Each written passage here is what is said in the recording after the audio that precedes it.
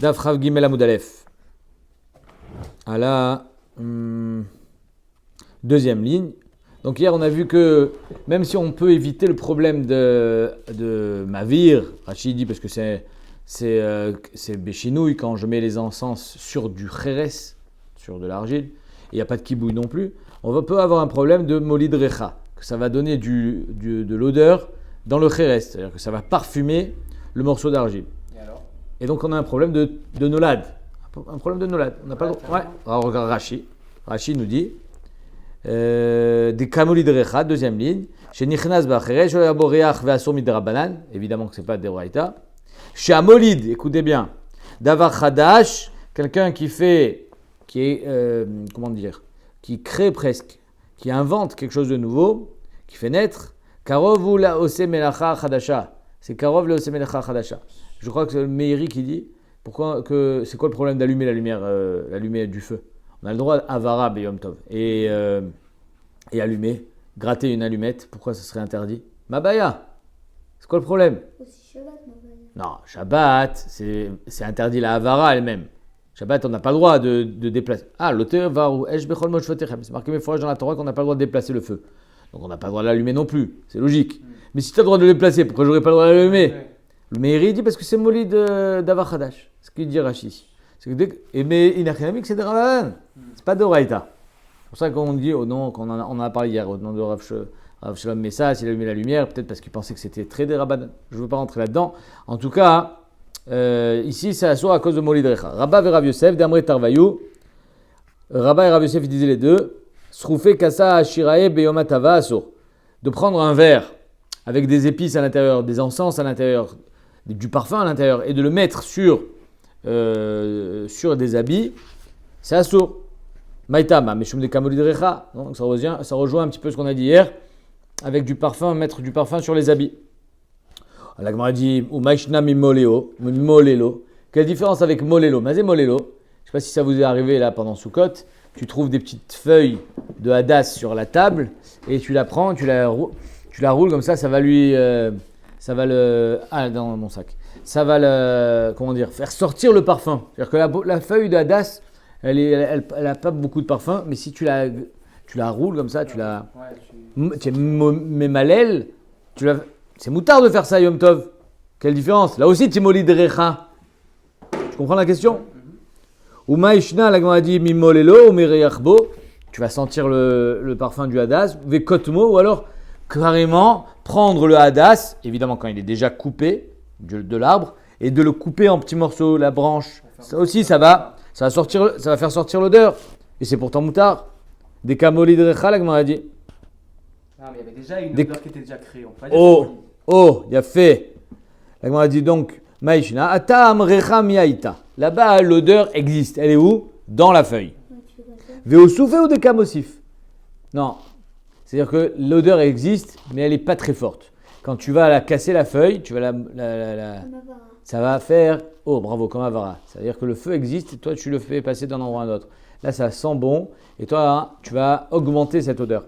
Acha ou des kamolid recha. Par contre, quand tu mets des encens sur du kheres, sur des habits, tu fais quelque chose de nouveau. Ça n'existait pas. Alors, le parfum n'existait pas sur l'habit.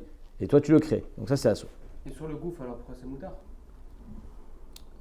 Parce qu'apparemment, le problème, c'est que tu mets taken, c'est un problème de tikkun keli quand tu mets du réar sur les habits. Il parle de molid, donc molid, ça devrait être aussi sur le gouffre. Non, parce que je ne crée pas quelque chose de nouveau. Ah, tu dis tu parfumes le corps. Ouais. Apparemment, sur le corps, Ça tient moins. Ouais, il y avait... Sur les habits, Il y a choliot. Ça vient longtemps pas, il y a quand même molid. c'est pas Oui, mais il faut que, pour que ça soit quelque chose de molide, il faut que ça soit quelque chose qui persiste. Rava Amar al-Gabe Gechalim Nami Mutar. Rava il dit que tu sais quoi, même les encens sur les Gechalim c'est Mutar. Mais l'idée d'Ave Abisra Gomri, si tu peux mettre de la viande, lui il pense que c'est Ochel Nefesh. Et donc si tu peux mettre de la viande, la faire cuire sur les braises. Or, quand tu vas faire cuire la viande sur les braises, directement sur la braise, automatiquement tu éteins la braise. Et pourtant c'est Mutar. Alors ici aussi, tu as le droit de mettre même l'encens sur la braise. Rashi dit que tu molid reach aussi dans les braises, la viande. Je ne sais pas à quoi ça sert exactement. Peut-être que ça sert d'avoir le goût de la viande dans les braises pour la prochaine viande, je ne sais pas. Daraj Rav Gevia mi Bekatil. Rav Gevia, il a été Doresh à Pitra de Beresh Galuta, sur la porte de Resh Galuta. Ça veut dire quoi la porte de Resh Galuta? J'avais dit un jour, c'est un peu comme quand ils font des annonces officielles, en tout cas le gouvernement français, ils les font sur les marches de l'Élysée. Je ne sais pas si vous avez vu ça. C'est-à-dire qu'il y a le palais présidentiel, là où il y a le président de la République en France, et quand ils vont faire une annonce, ils sont sur les marches de l'Élysée. Donc tous les journalistes, ils écoutent et lui, il fait son annonce. C'est un peu la même chose ici.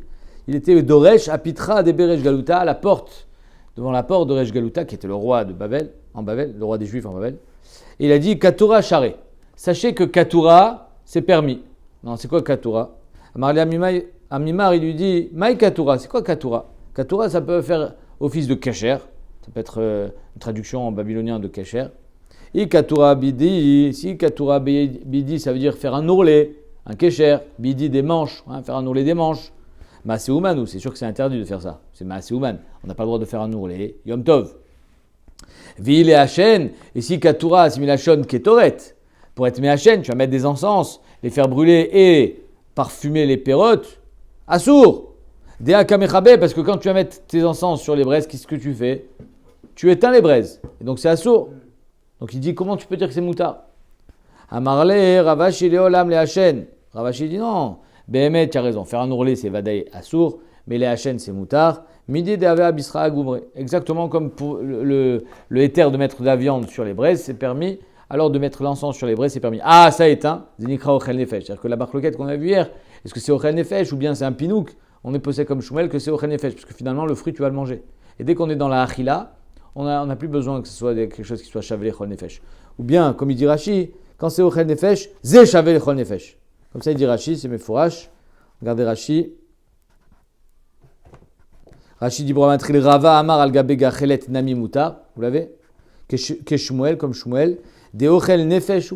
Parce qu'étant donné que cette pomme qui est maintenant parfumée aux encens, tu vas la manger, c'est Ochel Nefesh.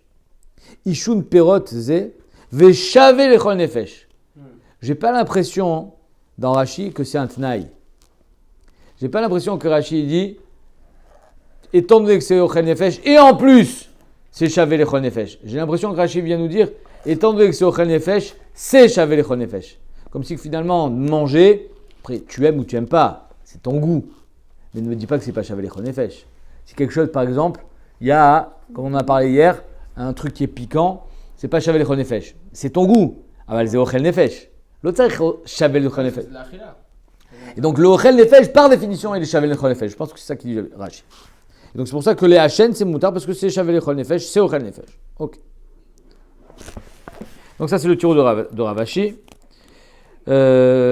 Ikade. Après il y en a qui le disent un peu différemment. Amerle Amimar, Maï Ketura. Amimar il a dit c'est quoi Ketura et Ketura Bidi Maseouman. Si c'est faire un ourlet c'est Maseouman, c'est donc interdit. Il est Hachen Assour de Kamolid Recha. Ici c'est les Hachen c'est Assour d'après le premier mandamar parce qu'il y a un problème de kibouille. D'après le deuxième mandamar parce que tu es Molid Recha. Tu fais naître un parfum dans le Kheres.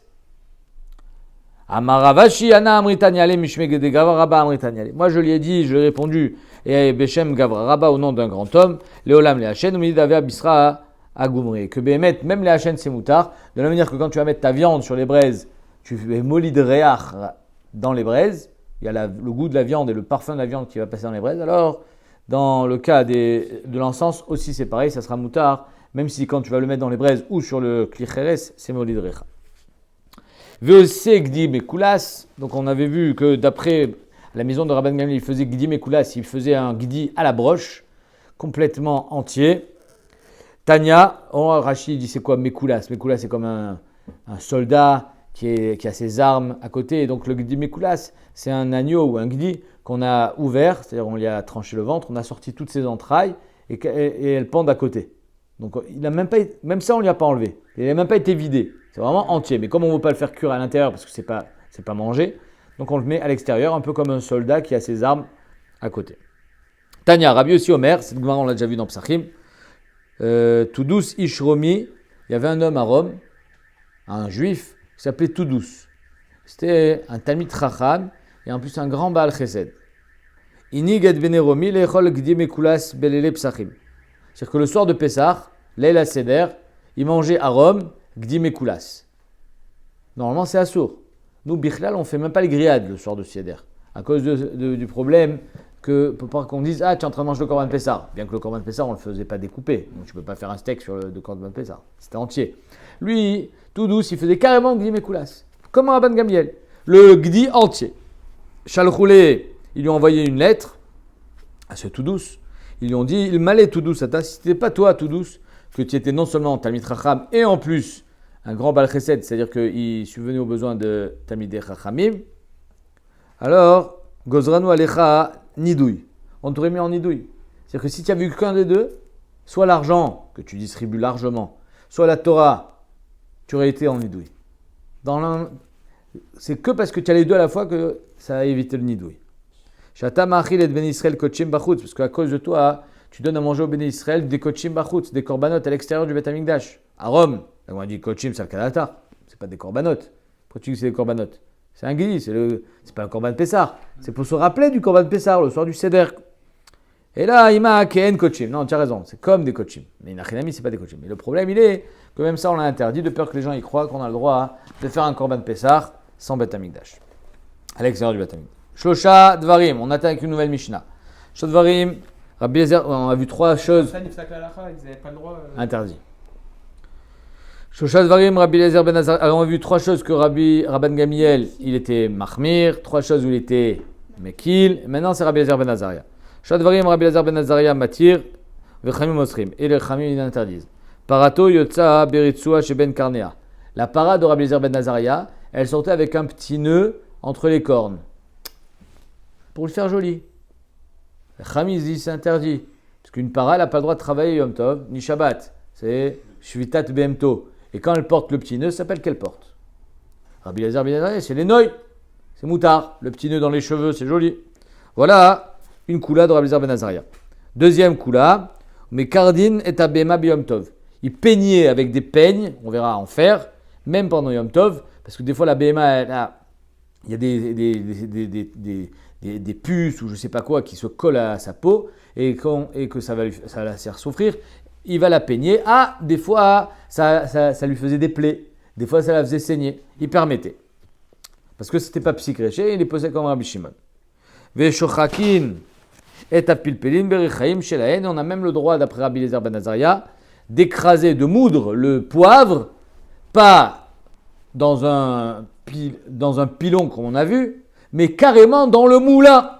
Dans le moulin à berichaim, dans le moulin à poivre. Même ça, il a permis. Rabbi Yehuda Omer, en mekardin et abema biyom tov. Rabbi Yehuda il est cholek sur Rabbi Eliezer ben Azariah. Il dit on n'a pas le droit de passer le peigne en fer sur la bema biyom tov. Mi pene sheoseh chabura, ça l'a fait saigner. Aval mekard sefin, on a le droit de passer kard sefin, c'est un peigne plus large, ça la fait pas saigner, ou bien en bois. Vechem omrim, en mekardin aflo mekard sefin. Chachamim disent ni l'un ni l'autre. On va voir quelle est la marque-loquette. En tout cas, première koula de Rabbi Eliezer ben Azariah, c'est quoi? C'est la para avec le nœud dans les cheveux. Les mêmes rats de Rabbi Eliezer ben Azariah, Chada para, aviala. Alors il y a marqué que la parato, sa para à lui de Rabbi Eliezer ben Azariah, elle sortait avec le nœud entre les cornes, n'est-ce pas? Rabbi Eliezer ben Azariah était immensément riche. Il n'avait pas une para, il en avait des centaines de milliers. Regarde ce qu'elle dit la Gemara. Les mêmes rats de Rabbi Eliezer ben Azariah, Chada para, aviala, il n'avait qu'une seule para. Amarav. Amrela, Amarav, Yuda, Amarav. Il y en a qui disent que c'est Rav Yuda au nom de Rav. Tlessar alfe aglé. Ave maaser. Alors, immédiatement, ici, sur les côtés, ils disent qu'à chaque fois qu'on emploie le terme Tlessar, c'est pour la chaîne Gouzma. Tlessar, c'est 13. Alfe, 13 000. D'accord? 13 000 veaux. C'était le maaser. Ah ouais, d'accord. De ce qui est né cette année. Donc, il ne compte pas le keren, il ne compte pas la vache, ni le taureau, il compte que les enfants. Et le maaser, c'était 13 000, c'est-à-dire qu'il a eu 130 000 veaux, rien que cette année, sans compter le bétail qu'il avait déjà. Alors, c'est la Shon Gouzma, en tout cas, quoi qu'il arrive. On n'exagère que quand il y a lieu d'exagérer. C'est-à-dire que Rabbi Eliezer ben Azariah était très riche. La Gemara répond, Avait Maaser Rabbi Elazar ben Azaria me'edre de son éder, de son troupeau, kol shata veshata chaque année. La Gemara répond, Tana alo shelo haïta. Tu as raison. Bémet cette para qui sortait avec le nœud sur la tête, c'était pas la para de Rabbi Elazar ben Azaria. Et là, chez le shrenato haïta, c'est celle de sa shrena. Donc déjà, on voit que les riches n'habitaient pas entre eux. Parce que sa shrena, Rabbi Elazar ben Azaria, elle a qu'une seule para. C'est beau. Rabbi Elazar ben Azaria habite avec le peuple. C'est pas parce qu'il est très riche qu'il va habiter à Hollywood. Il habite avec tout le monde. Sa shrena, elle a une para. Lui, il en a 130 000 veaux par an. Veaux. Mais quel rapport avec la para de Rabbi Elazar ben Azaria, si c'est la para de la shrena? Dis la para de la shrena de Rabbi Elazar ben Azaria. Elle sortait avec un nœud dans les cheveux. Quel rapport? Ouais, la question est bonne. La répond, très important. Mitor shelo mi chaba. Parce qu'il n'a pas dit, c'est assour ça. Il n'a pas fait la remontrance. Parce qu'il pensait que c'était les noyes, donc c'est pas grave si elle porte ça sur la tête pendant Shabbat. Nikret al shmo. On l'a appelé la para de Rabbi Elazar ben Azaria. Donc quand un homme qui ne fait pas la remontrance porte la responsabilité de ce qu'il voit. Genre, le gars, finalement, il est en train de manger Bassar Bechalav, le cheeseburger, et toi, tu le vois. Mais toi, tu sais même pas quel goût ça a, le cheeseburger. Et jamais tu aurais voulu manger le cheeseburger. Mais tu vas porter sur toi la faute du cheeseburger, parce que tu lui as pas dit, c'est à source ce que tu fais. Alors évidemment qu'il y a des conditions pour faire une tochacha. Il faut qu'il soit mekabel, il faut le faire avec amour, pas méchamment. Mais en tout cas, il faut savoir qu'un homme il a une responsabilité envers les autres. Et si tu as la possibilité de dire quelque chose, il faut le dire. Sinon, tu emportes la responsabilité aussi. Umekardin et tabema biyom tov. Donc on va peigner la BMA Yom Tov. Tano Rabanan, Ezeo Kiroud, pardon. C'est quoi le Kiroud? Ezeo Kirtsouf. Quelle est la différence entre l'un et l'autre? Rabbi Yehuda, il permet que le Kirtsouf. Kiroud Ktanim Veosim Chabura. Kirtsouf Gdolim Veosim Chabura. Kiroud, c'est un peigne fin, un peu comme le peigne fin pour l'époux. Et ça peut faire. Une Chabura, le Kirtsouf, c'est large, un peu comme le peigne à cheveux, et ça fait pas. Les Gimel Machlokot Badavar. Et donc on a trois avis dans la Mishnah. Un qui permet tout, un qui permet rien, et Rabbi Yehuda qui permet au milieu. Rabbi Yehuda Savar, Davar Sheno Mitkaven Asur. Rabbi Yehuda il dit, alors ici c'est, même Davar Sheno Mitkaven c'est Asur. Marloket Barishonim, est-ce que c'est de Oraita ou de Rabbanan? Mais du moment où c'est possible, d'après Rabbi Yehuda, que ça fasse saigner, c'est donc interdit. Miu, Kirud Ktanim Veosim, Kirud Ktanim Veosim Chabura. Quand est-ce que c'est interdit? C'est quand c'est possible que ça fasse une Chabura. Mais Kirtsouf, Gdolim, Venosim Chabura, quand le peigne il est en bois, quand il est un gros peigne en bois pour peigner les cheveux par exemple, ça fait pas de Chabura. Velo Gazrinan et le chidouche de Rabbi Yehuda, c'est qu'on fait pas de Gzera en disant car Kirtsouf a tout Kirud. Ne peigne pas du tout la BMA de peur que tu en arrives à peigner avec le peigne fin. Rabbi Yehuda il dit le Gozer. Verabanan Savre Nami, que Rabbi Yehuda, d'avoir chez Mikaven Asur. Rabbanan il pense comme Rabbi Yehuda que c'est Asur le Kirud, le peigne fin, mais même le peigne large c'est Asur. Les gazrinan kirtsouf atou kirud, de peur que tu en arrives à faire le peigne fin. C'est quoi la marloquette? Rishonim nous explique. Est-ce que tsar balechaim c'est d'oraïta ou des rabbanan? Si tsar balechaim, la para elle souffre. Si c'est d'oraïta, alors tu vas pas me dire on est gozer. Tu peux pas être gozer alors que tu as face à toi un enjeu qui est d'oraïta. Mais si tsar balechaim c'est que des rabbanan, tu peux te permettre d'être gozer kirtsouf atou kirud. Et enfin, Rabbi Elazar ben Azaria lui permet même kirtsouf, même kirud. Rabbi Elazar ben Azaria savoir la Rabbi Shimon, d'Amar d'avar shenu kaven, moutar. Que du moment où c'est d'avar shenu kaven, tu n'as pas d'intention du tout de la faire saigner, bien au contraire. Et comme c'est pas psychréché, c'est pas vadaï, c'est pas sûr que ça va saigner, alors c'est moutar. Ou ben kirud, ben kirtouf, charé, donc les deux peignes seront permis. Les deux carrément, oui. Bah oui, les deux. Amarava, Amarav Nachman, Amar Shmuel, Vabrila, Amarav Nachman, l'échoudé seulement. Alacha Rabbi Shimon, la Alacha comme Rabbi Shimon, Bar Yochai, que d'avar shenu kaven c'est permis. Shari Rabbi Elazar ben Azaria modelo. Rabbi Elazar ben Azaria est d'accord que d'avoir shenu kaven c'est moutar. Amarle Rava le Rav Nachman veleim amar alacha ke Rabbi Yehuda. Pourquoi tu dis pas tout simplement que l'alacha, tu sais pas aussi pardon? Pourquoi tu dis plus Rabbi Shimon parce que Rabbi Elazar ben Azaria est d'accord? Dis-moi l'alacha comme Rabbi Yehuda parce que Chamim sont d'accord. Shari Chachamim modimlo. Amarle tu as raison. Anna ke Rabbi Shimon c'est vrai. Hein? Ils sont d'accord qu'à moitié. Non, ils sont d'accord que d'avoir shenu mitkaven c'est assour et eux ils élargissent encore plus. Ils font une xéra. Mais donc, entre Rabbi Elazar ben Azaria et Chaim Yachid ve Rabbi Menachak et Rabim, pourquoi tu me dis la halakha comme Rabbi Shimon parce qu'il est posé comme ça? Dis-moi la halakha comme Rabbi Yehuda parce que Chaim pose comme ça. Et là, non, tu as raison. Anna que Rabbi Shimon, c'est aller. Le pshat il est que moi je pense comme Rabbi Shimon. Veod, qu'est-ce qui me pousse? Moi, Stam, je pense comme Rabbi Shimon. Et ce qui me pousse et qui me maintient sur ma position, c'est que je vois que Rabbi Eliezer ben Azaria aussi est d'accord. Oui. Donc c'est pas pour ça qu'il était posek. Ve'od sha'arei Rabbi Eliezer ben Azaria modelo.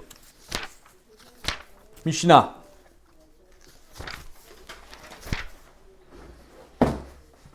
Arechaim. Chez les pilpélines. Alors comme on a parlé du moulin à poivre de Rabbi Eliezer ben Azaria, on va l'étudier un petit peu. On sort un petit peu du cadre de comment ça s'appelle, de Yom Tov, et on va rapidement, je vous envoie la photo, voilà, tac, comment ça marche ce Rechaim, qu'on va dire tout de suite. Alors, Rechaim shel Pilpelin, non tu vas recevoir, Rechaim shel Pilpelin. Dans la Mishnah d'avant, ils n'étaient pas en marquette sur le Tu n'as pas envoyé encore 2 secondes.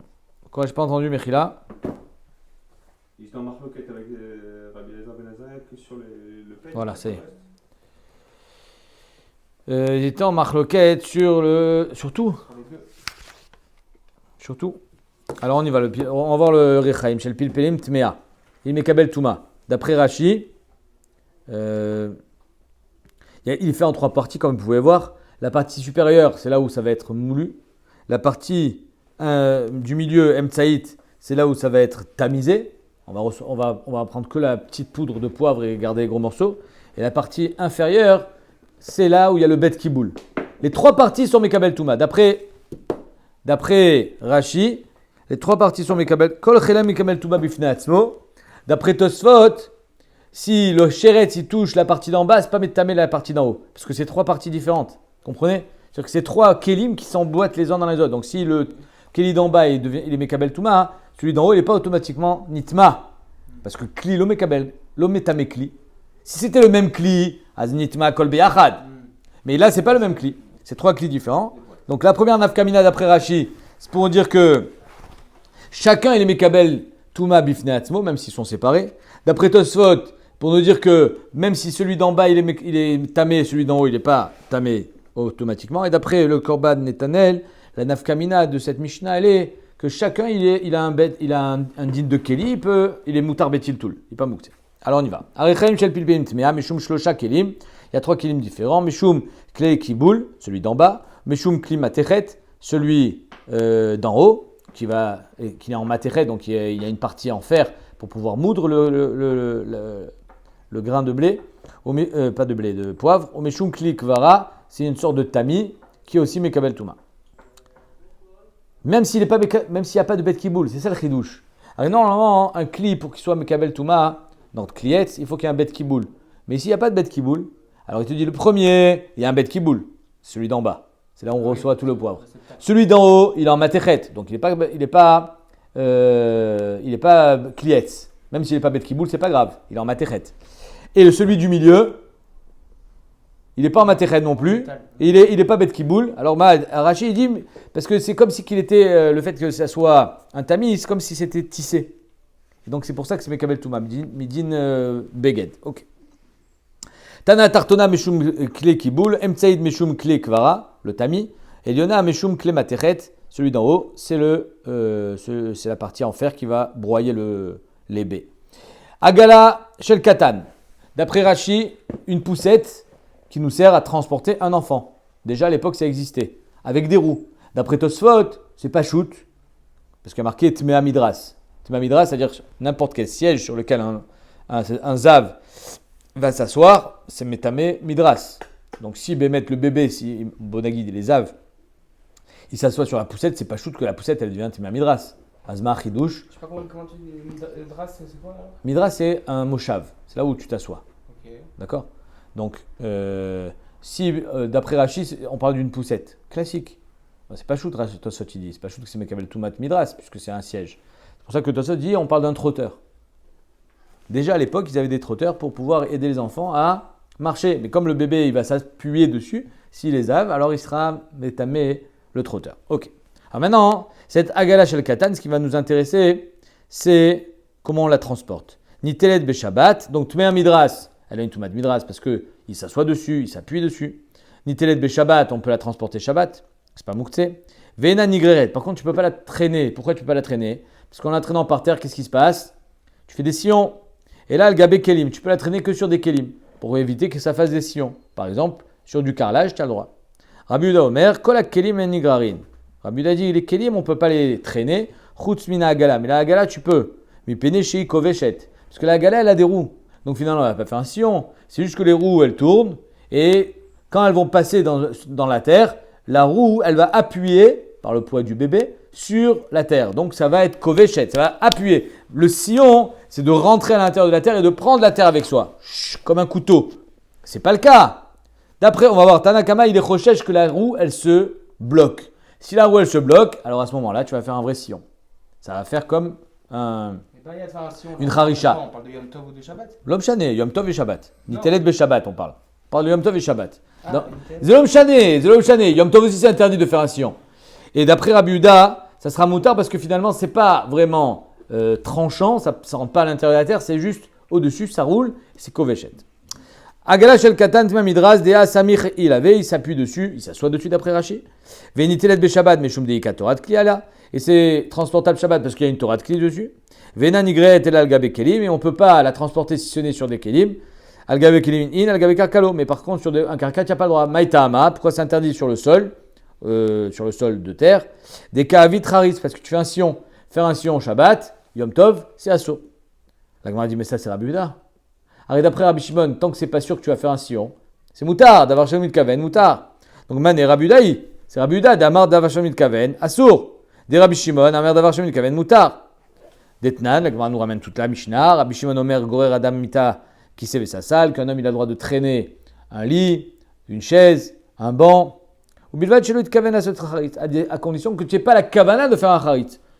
Et si c'est pas sûr que ça fasse un charit, alors c'est moutard de le faire. Ah bah sauf il y a eu un charit, c'est pas chayav d'après Rabbi Shimon, parce que finalement tu t'es pas mis de kaven et c'était pas psychréché. Un peu comme le sang et la brosse de métal. Quoi. Exactement.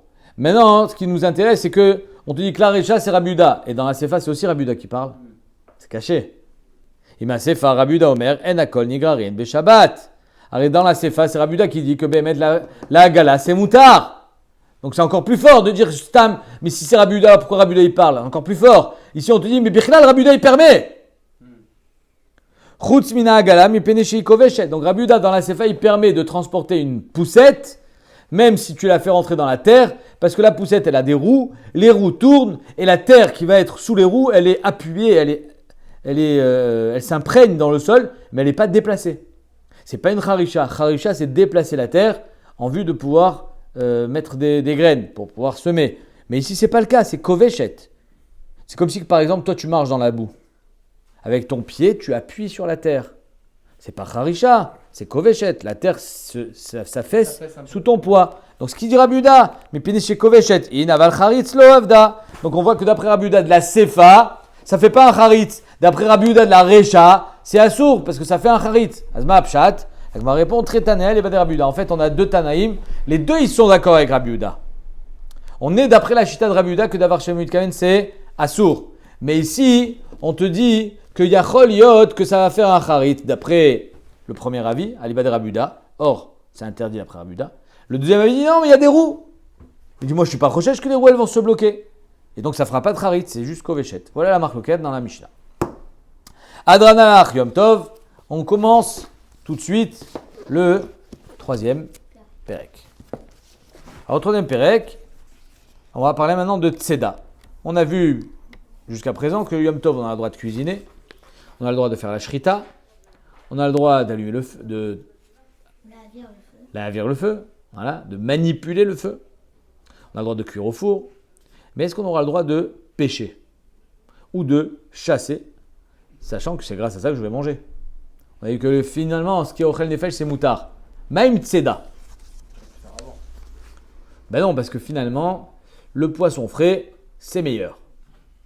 On est d'accord? Donc, si je le pêche la veille, il n'aura pas le même goût. Or, on a vu que tout ce qu'on peut faire la veille, il faut le faire la veille, mais ce qui est meilleur le jour même, sinon tu me dis pareil pour la shrita, ma pita mata aussi shrita beyom tov, fais-la la veille. Entre un poisson et une BMA, je pense que c'est le poisson qui va avoir le plus de mal à passer la nuit. Et pourtant, pardon? Ah, l'aquarium. Eh ben on y vient. Voilà. On y va. On est dans l'aquarium. En sadin dagim in nabibarim. Badaï que pêcher à la mer ou au fleuve, l'homme chané, faire une vraie pêche. Badaï que c'est assour. C'est pas shoot. Le Melechet Seda, on l'a pas permis Yom Tov. Mais là, on te parle dans un bibar. Mazé bibar, Rashi nous dit vivier. Bibarim shel dagim en brechot shel maim shikorin vivier. C'est des des grands aquariums. Ce qu'on appelle comment on appelle des fermes aquatiques. C'est-à-dire qu'on va mettre des filets tout autour des poissons pour pas qu'ils s'en aillent et on va produire du poisson. On peut faire un aquarium dans la mer, dans le Nachal, l'Om Shané. Pas obligé. Tu peux avoir aussi des piscines de poissons, mais c'est mieux quand ils sont dans leur environnement naturel. C'est mieux de les laisser là où ils ont grandi. Donc c'est juste que tu les contrôles, mais et de là tu as le droit de les pêcher. Même ça c'est assourd. En sadim dagim inabi barim biyom tov, c'est interdit. Il y a 3, même 4 avis dans les Rishonim. D'après le Roche, c'est d'Oraïta. Parce que ce qu'on a permis Yom Tov, c'est, même si on peut dire qu'il va y avoir un problème de goût, Tachles Rov Tzeda, il dit, c'est interdit. Donc c'est pour ça que même celle-là, on interdit. Même si apparemment, c'est pas vraiment une pêche, puisqu'ils sont un petit peu capturés, un petit peu en captivité. D'après le Ran, il veut dire dans Rashi que peut-être c'est des Rabanan. D'après le Rambam, c'est Midin Moukhtse. Tu n'as pas le droit de pêcher Midin Moukhtse. Pas à cause de Tzeda, c'est parce que c'est Moukhtse. Parce que finalement, ici, imaginons que Bémet, ton vivier, il soit très très bien achalandé. Tu envoies l'épuisette à l'intérieur, tu vas prendre un poisson. C'est-à-dire que ça ne s'appelle pas pêcher. Il y a tellement de poissons. Imaginez-vous, ça foisonne. Il y a des tonnes de poissons. Bon, c'est pas très compliqué d'en prendre un. Tu fais hop, comme ça, tu en prends un. Donc c'est pour ça que, d'après le Rambam, ici, tout le problème c'est Moukhtse. Il y a peut-être qu'il n'y a même pas de Tzeda. Et enfin, les autres, ouais, c'est s'il n'a pas pensé avant. Oui, mais même si tu as pensé lequel, sur lequel tu as pensé. Celui-là. Non, mais c'est caché. La vérité, c'est caché de dire qu'ici, on parle dans un endroit où les poissons sont entassés presque. C'est caché de dire ça.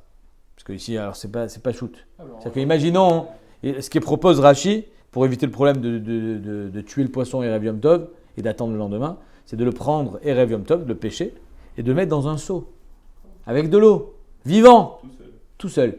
Et ça, c'est pas shoot qu'il n'y a pas de tzeda. Donc, quelle différence entre Moukhtse quand même. Non, c'est sûr qu'il n'y aurait pas Moukhtse. Ça serait permis de pêcher avec les cannes à pêche d'aujourd'hui, quoi. Pas Yom Tov. Là, je te parle Erev Yom Tov, et de le mettre dans un seau pour le lendemain. Et le lendemain, tu as le droit de le tuer. Et enfin, le Magan Avram, il dit que tzeda dagim bichlal, c'est pas tzeda. C'est kotzer. C'est kotzer d'avar, mais c'est comme si tu as enlevé quelque chose qui est des migidoulo, qui est en train de grandir. Et c'est un problème de kotzer. Il a même un Yerushalmi qui va dans son sens. Non, c'est moutar Yom Tov de tuer. Mais le Chetouchen Nefesh, tu as le droit de faire la shrita. Le problème ici, c'est kotzer. Et kotzer, c'est assourbi Yom Tov. Alors on y va.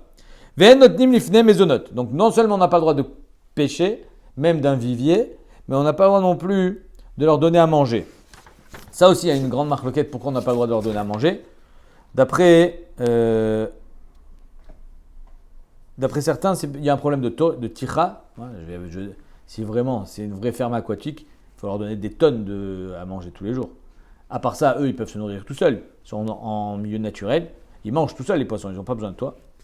Deuxièmement, le Khatam Sofer, il dit que quand tu vas leur donner à manger, qu'est-ce qui va se passer? Qu'est-ce qui se passe quand tu donnes à manger un poisson? Il vient prendre à la surface. Donc ça s'appelle Abizraïou des Tzeda. C'est-à-dire que le Khatam Sofer, il dit c'est le début de la pêche. Quand tu lui envoies le morceau de pain, et bien, Tosfot, il dit que le Issour de leur donner à manger, c'est Shema Yatsud, le peur que tu pêches. Et enfin, d'après Rachid dans Shabbat, il dit que c'est interdit, les Shitat Rambam, que c'est Moukhtse, c'est interdit de se fatiguer les Tzorech Moukhtse. Arrive Bichlal ou Moukhtse. Donc tu ne peux pas te fatiguer pour lui. Donc c'est pour ça qu'on n'a pas le droit de nourrir les poissons. Aval, Tzadin Chaya Vaof, Minabibarin. On a le droit de capturer une Chaya ou un Off d'un vivier. Donc les viviers, ce n'est pas seulement aquatique, ça peut être aussi un enclos avec des animaux à l'intérieur. Tu rentres dans ton enclos. que tu as capturé Erev Yom Tov, tu prends le off, tu prends le tzvi et tu lui fais la shrita. Moutar. C'est pas shoot. Hein? Pas shoot, ça. Ok, c'est pas shoot. Aval, c'est pas tzad, razak. Tzadim chayav off minab bibarim et notim lifne mezonot. On a aussi le droit de les nourrir. Pourquoi? Parce que eux, ils peuvent pas manger sans toi. Rajba Gomer, lo kol abibarin shavin. Pas tous les enclos se ressemblent. Parce que vous vous dites c'est pas shoot. Rajbag il vient et dit c'est pas si pas shoot que ça. Pas tous les enclos se ressemblent, ça dépend. Il y a des enclos qui font 2000 mètres carrés et pourtant ils sont en captivité. Mais si tu veux l'attraper, il va falloir que tu cours. Zéaklal, c'est quoi le klal? Kol amechusar tzeda. S'il faut encore le chasser même à l'intérieur de l'enclos, alors c'est assour. Chez no mechusar tzeda. Si Bémet il est dans ton tout petit enclos, tu l'as enfermé dans. Tu attrapes comme ça. Alors ça sera moutard. Voilà. On verra le développement de. Mais je sais pas compris.